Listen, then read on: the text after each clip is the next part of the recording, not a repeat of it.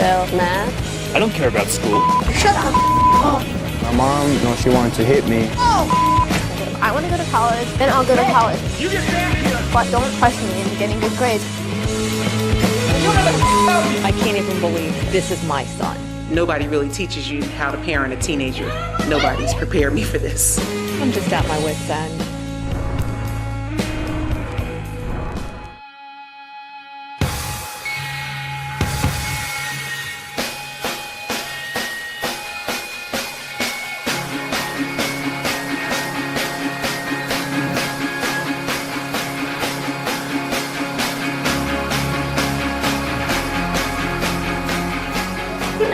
I got 30 seconds to get this under control or I am done. What is going on here? It's not Friday night fight. This is a school. I haven't met a bad child in my entire life. I've never met a child where I've said when I met them that I can't turn that child around.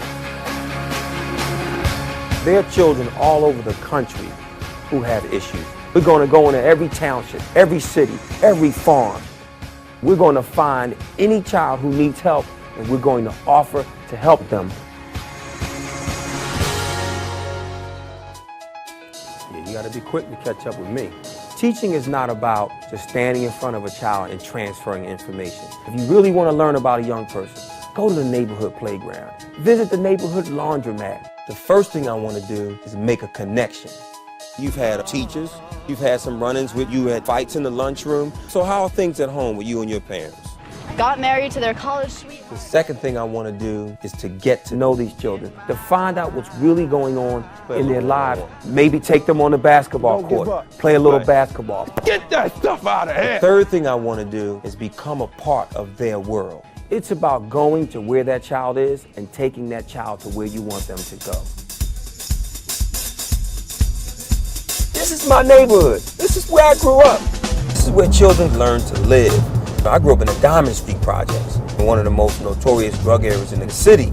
I know where the students hide. I'll go to the corner grocery store, and I'll run right up in that store, and I'll confront a student about why they're not doing their homework. I'm not having it. Hey, look at who we have here. Chris, my friend. How are you? You look surprised to see me, man. Chris, what are you doing out here at 11 o'clock at night? But are you going straight home?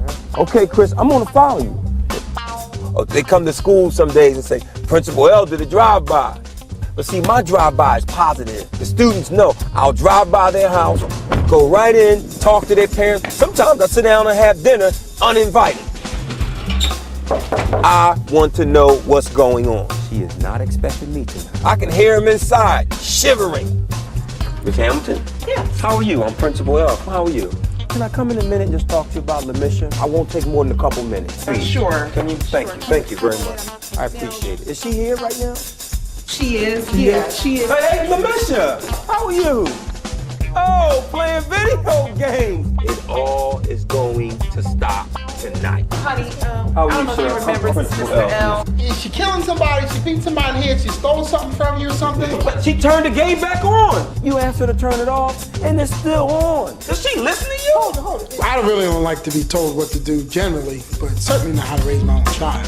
I've had a parent threaten to shoot me. I'm not here to tell you that you're not a good father. I hope you ain't here. My drive-by will haunt them forever. If you need my help, you need to let me help you. And then after a while, I don't have to drive by anymore. He really isn't doing that well at home. He stole a car, he's gotten into some trouble with the law. I have some parents who walk in and say, Mr. L, I don't like your program. As far as I'm concerned, you're not doing your job. And I have to nicely say to them, if your program was working, I wouldn't have to use mine. I've had enough. I've had enough. Just like that. You give up on your son, well, you know what? I won't give up on him. I will help him. But I'll get her, she'll come around, and when she comes back, I'll be here. I intend to save every child. I lost one who I knew I had an opportunity to save, and I did not go out and snatch him off the corner. A 16-year-old who was murdered by a 13-year-old. Every day, I've said to myself that I will not lose another one.